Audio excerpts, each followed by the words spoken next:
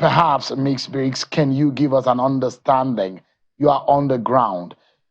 What could have led to the escalation that we saw today? Looks like a coordinated attack in all these local government and resistance that we saw against the newly elected and sworn in leaders of the local council. Yes, good evening. Thank you very much for having me. This is really awful. And we've been crying out since last October, since this political madness started in Rivers State. We've been crying out. Now, the witch cried in the night, the child died in the morning, and we're looking for the cause of the death. No, we know exactly what is going on. The specific local governments that is on fire are the specific local governments that have refused to accept that their tenure has been over for 3 months. The specific local governments are the same local government, the leaders of this local government are the ones that have called the governor all sorts of names since last year.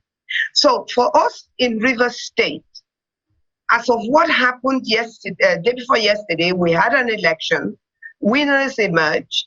They were sworn in yesterday. I was in the chambers where they were sworn in, and the governor was very clear that definitely there was going to be something based on the rumors that was going on. Now, we have a police force that for the past three months have had the local government of Rivers State, so 23 of them, under lock and key after the tenure of the local government chairman had expired.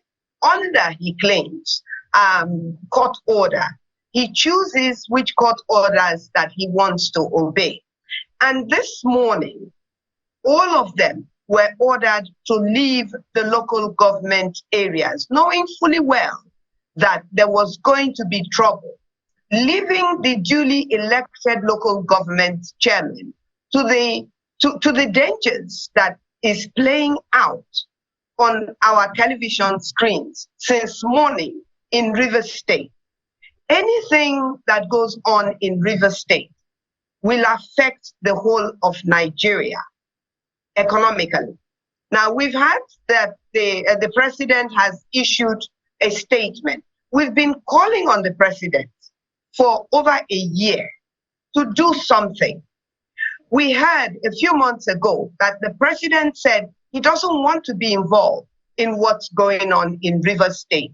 Now that this has transpired, local governments are on fire in Rivers State, and the president is now calling on the governor of Rivers State, and I don't know who else that is nameless that the president has refused to name, and he's calling on them to make sure that the state is safe. The police is supposed to keep the state and the property of the state government safe.